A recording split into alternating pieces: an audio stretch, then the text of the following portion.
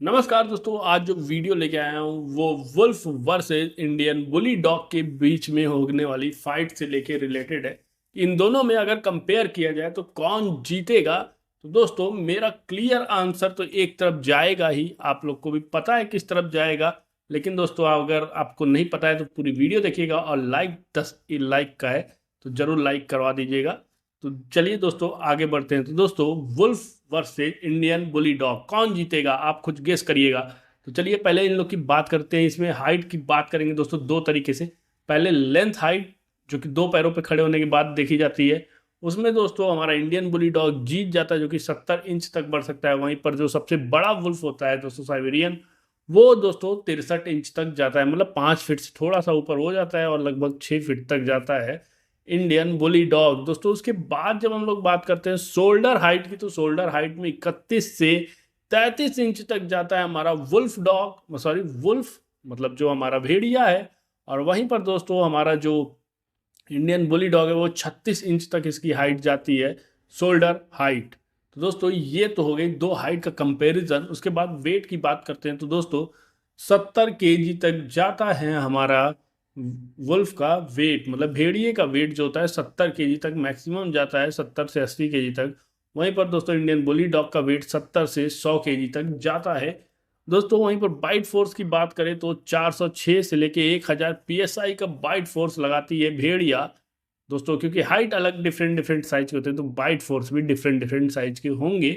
तो वहीं पर दोस्तों जो सबसे बड़ा भेड़िया है वो लगाता है 1000 PSI, जो कि कुत्तों के मुकाबले काफ़ी ज़्यादा है, क्योंकि इंडियन ब्रीड या किसी भी ब्रीड में कुत्तों में सबसे ज़्यादा कंगाल का है जिसका 750 PSI है।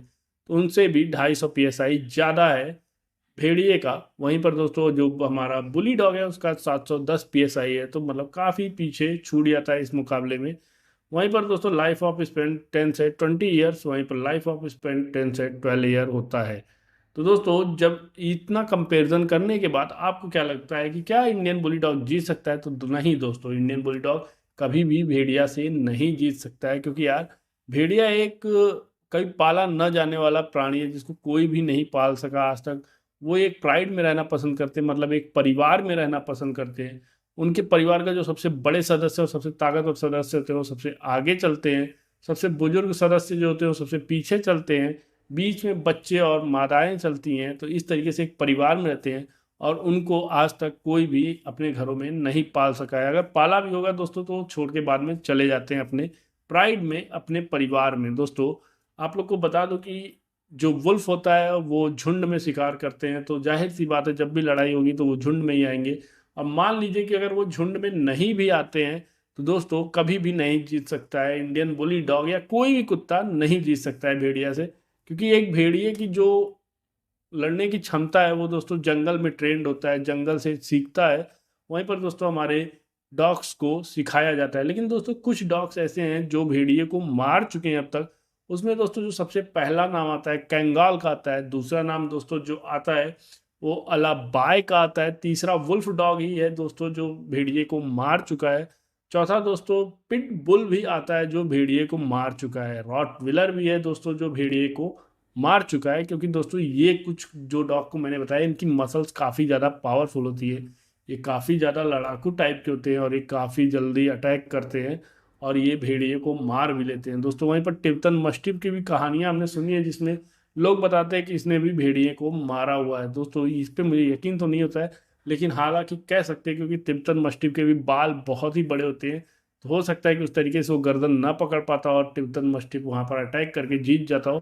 क्योंकि दोस्तों टिप्टन मस्टिफ भी लड़ाकू टाइप का कुत्ता होता है। वहीं पर दोस्तों हमारा इंडियन बुली डॉग इस तरीके से कभी भी भेड़िए से नहीं जीत सकता है, क्योंकि भेड़िए से कभी उसका आमना सामना नहीं हुआ है और ना ही ऐसा कोई केस सुनाई देता है जहां पर इंडियन बुली डॉग ने भेड़िए को मार दिया हो। तो इस तरीके का कोई केस भी नहीं आता है। और दोस्तों आप लोग को बता दूं कि 1000 PSI के दबाव से जब भेड़िया काटेगा तो किसी भी कुत्ते की हालत खराब हो जाएगी। लेकिन दोस्तों कुछ कुत्ते होते हैं जो काफ़ी आक्रामक होते हैं, जैसे जिसमें पिटबुल भी हमारा हाइट में भले से थोड़ा सा कम हो जाता है, लेकिन डबल एक्सल साइज का अगर आप पिटबुल पाल लिए हो तो आप ये याद रखिए कि आपके कुत्ते को कोई जल्दी हरा नहीं सकता है। काफ़ी मस्कुलर वेट, काफ़ी टफ होता है, काफ़ी ज़्यादा गठीला होता है और जबड़ा लॉक करने की क्षमता होती है। इस चक्कर में इसने कई बार कईयों को भी मौत की नींद सुला देता है बहुत आसानी से। और दोस्तों हकीकत तो ये है कि इसके शरीर पे आप मारोगे तो इसको असर भी नहीं करेगा।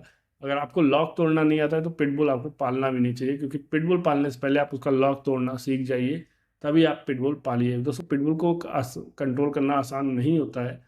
डॉग फाइट के लिए ही बनाया गया था और काफ़ी खूंखार माना जाता है। डॉग फाइट की दुनिया में पिटबुल को राजा भी कहा जा सकता है, क्योंकि पिटबुल काफ़ी खतरनाक है। वहीं पर दोस्तों रॉटविलर भी अगर गुस्से में आ जाता है तो फिर वो भी किसी को नहीं छोड़ता है। गठीला बदन का डॉगी है, काफ़ी खतरनाक है। लेकिन दोस्तों फिर भी मैं यही कहूँगा कि यार भेड़िए से जल्दी कोई डॉग नहीं जीत सकता है, क्योंकि भेड़िया जंगल से आया है और जंगल में रहने वाले प्राणियों का शिकार करने की क्षमता एक अलग लेवल की होती है।